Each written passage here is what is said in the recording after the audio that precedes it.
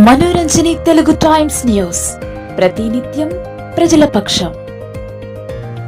AP Nagar మరియు గోపాల్ నగర్ 6వ ward councillor అభ్యర్థిగా రాణి చందులాల్ పటేల్ తన శక్తివంతమైన ప్రచారాన్ని కొనసాగిస్తున్నారు. ఈ రోజు నారాయణరావు పటేల్ ఆధ్వర్యంలో జరిగిన ప్రచారంలో ఆమె కాంగ్రెస్ పార్టీని బలపరుచుతూ ప్రభుత్వం నుండి అందిన నిధులను వాస్తవంగా ప్రజల కోసం ఉపయోగిస్తున్న పనులను చూపించాలని ప్రజలకు హామీ ఇచ్చారు. ప్రచారంలో మాట్లాడుతూ రాణి చందులాల్ పటేల్ సీసీ రోడ్లు, డ్రైనేజ్ వ్యవస్థలు, స్ట్రీట్ లైట్లు, ఇందిరమ్మ ఇండ్ల సమస్యలు ఏవైనా ఉన్నా ప్రజల కష్ట సుఖాలలో ఆమె అండగా ఉంటారని భరోసా ఇచ్చారు. గత 10 సంవత్సరాలుగా 4వ వార్డు నుండి ఆయనకు ప్రజలు నమ్మకాన్ని ఉంచినందుకు విధి విధానాల ద్వారా పనిచేసి చూపించిందని, ఇకపై కూడా అదే విధంగా పనులు చేస్తారని హామీ ఇచ్చారు. రాణి చందులాల్ పటేల్ నా మీద నమ్మకాన్ని ఉంచి 11వ తేదీన జరగనున్న మున్సిపల్ ఎన్నికల్లో చేయి గుర్తుకు ఓటు వేసి భారీ మెజార్టీతో గెలిపించాలి అని ఓటర్లను అభ్యర్థించారు. ఈ కార్యక్రమంలో కాంగ్రెస్ పార్టీ సీనియర్ నాయకుడు శంకర్ చంద్ర మరియు వార్డ్స్ ప్రజలు పాల్గొన్నారు. వాడు ప్రజలు అసలు వాళ్ళకి చెప్పదలకి ఏం లేదు.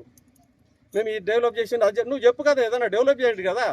సీసీ రోడ్ వేస్తామో ఏమేసామో, ప్రతి ఒక్కరు ఇల్లు కట్టిస్తున్నామో, నీళ్ళు వేస్తారో, ఇది చెప్పండి. అది మీకు చెప్పదలకి లేక ఏదన్నా ఒకటి అబండాలు చెప్పిన వాళ్ళు మీరే, చేయించిన వాళ్ళు మీరే, ఈ తప్పు చూపించోళ్ళు మీరే. అరే మరి మీ ఎంపిక అని లేదు ఎందుకు?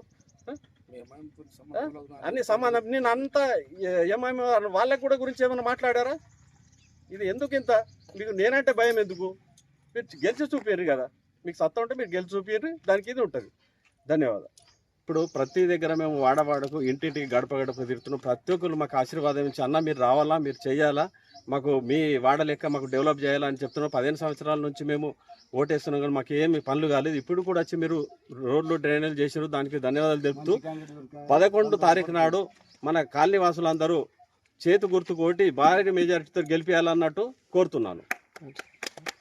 నడుపుతారు, ఇంకొక పార్టీ అంటే ఇంకొక మతానికి నడుపుతారు. కానీ చందులన్న అటువంటి మనిషి కాడు. ఎవరైనా ఏమన్నా చెప్తే వినేది లేదు. నిన్న ఏదో నాయకులు వచ్చి మాట్లాడతారు, ఏదో ఒక రకంగా మాట్లాడతారు. చందులన్న తప్పు లేదు. నేను స్వయం నా కళ్ళతోనే అక్కడ ఉన్నా. ఆయన ఒక అమాయకుడు ఫస్ట్ ఎమ్మెల్యే గెలిచినప్పుడు మరి పెద్దలు అన్న మాట అని చందులన్న అన్న ఇన్న మాట. అది చందులన్న స్వయంగా ఆయన చేతుతోని, ఆయన మనసుతోని కూడా ఎవరు కూడా ఓటేయలే. కానీ మీరే చెప్పారు, మీరే చందులన్నకు మోసం చేస్తున్నారని నేను స్వయంగా చెప్తున్నాను. చందులన్న ఏం చెప్పారంటే, ఇక్కడ ఉన్న బీఆర్ఎస్ ఎంపీ ఎక్కడ చేతులు లేపితే అక్కడ లేపు అని చెప్పిన వాళ్ళు మీరే. కానీ బదలాం చేసేటోళ్ళు చందులన్న గెలవద్దు, చందులన్న గెలిస్తే నారాయణరావు పటేల్ పేరు వెళ్తుంది అన్నట్ల చాలా మంది కుట్ర ఉంది. కానీ ఈసారి తప్పకుండా మా ప్రాణాలు అర్పిద్దాం. కానీ ఈసారి చందులన్న నాకు 6 వార్డులకు గెలిపిద్దాం, 4 వార్డులకు సందీప్ గెలిపిద్దాం, 5 వార్డులకు పాషాబాబుకు గెలిపిద్దాం. ఈ నేను ఎందుకు చెప్పుతున్నా అంటే, ఈ మాకు ఇచ్చిన వరం ఈ నారాయణరావు పటేల్ భోసలే గారు తప్పకుండా మీ అభివృద్ధి చెందుతుంది. 11 తారీఖు నాడు మాత్రం నారాయణరావు పటేల్ ఆదేశాల మేరకు చందులన్న గారికి ఇక్కడ డెవలప్మెంట్ కోసం పంపించిన నారాయణరావు పటేలే నా అన్నగారికి ఓటేసి, సేతు గుర్తుకు ఓటేసి బంపర్ మెజారిటీని గెలిపించాలని కోరుతూ, మరి బ్రహ్మాండంగా మనం ఇండిపెండెంట్ కానీ కాంగ్రెస్ కానీ బైసా మున్సిపాలిటీ కైవసం చేసుకుంటుంటాం. ఇది 100% నిజామని చెప్తూ నేను ముగిస్తున్నాను. జై హింద్, జై కాంగ్రెస్. చేతు గుర్తుకే, చేతు గుర్తుకే. గోపాల్ నగర్ కాలనీలో ఎలక్షన్ ప్రచారం సందర్భంగా గోపాల్ కాలనీ వాసులకు చెప్పేది ఏమంటే, నా పనితీరు మీరు చూసిండ్రు. 10 సంవత్సరాల నుంచి నేను 4వ వార్డులో ఎంత అభివృద్ధి చేసినా, స్కూల్ అని, నీళ్ళని, లైట్లని, డ్రైనేజీలని, రోడ్లని అన్నీ ఏ విధంగా చేసినో ఈ కాలనీ కూడా అట్లనే తీర్చిదిద్దుతానని చూస్తున్నాను, తెలియజేస్తున్నాను. అదేవిధంగా నిన్న ఏదో తెలిసి తెలియనట్టు అపనిందలు వేసుడు అది తగదు. నేను మీ దగ్గర 20 సంవత్సరాల నుంచి మీ శిష్యుడిగా మీ దగ్గర పనిచేసిన, మీరు చెప్పిన మాటనే మీరు ఇది చేసినారు. ఎంపీ గారు కూడా మీరు అనకుండా మా మీద ఇట్లా అబండాలు ఎత్తుడు అది సరికాదు. మీకు ఇది తోచది, మీరు పెద్ద మనుషులు. మీరు మామూలు ఒక చిన్న కౌన్సిలర్ కోసం ఇంత అంటే చిన్నగా ఆలోచించి మాట్లాడు అది సరికాదు. నేనంటే ఎందుకు అంత భయం? నేను నిల్చున్నట్టు మీకు ఎందుకు భయం అంతా? నాకు చెప్పండి. మీకు అంటే నేను మీకు తిరిగి ఇప్పిస్తాను. నాకు పదవి మీద ఆశ లేదు, కౌన్సిలర్ మీద ఆశ లేదు. ప్రజాసేవ చేయాలని నారాయణరావు పట్ల ఆదేశం మేరకే నేను నిల్చున్నాను. మళ్ళీ అదొక మొన్న పోలీసు పట్టుకపోతే సోలంకి భీమరావుకు లాఠీ దెబ్బ నెత్తి తగిలింది. కొంచెం పిచ్చి పిచ్చిగా మాట్లాడుతున్నాడు ఆయన. పోలీసులు మొన్న ఒక కేసులో పట్టుకపోతే ఆయన నెత్తికి దెబ్బ తగిలి పిచ్చి పిచ్చి మాట్లాడుతుంది.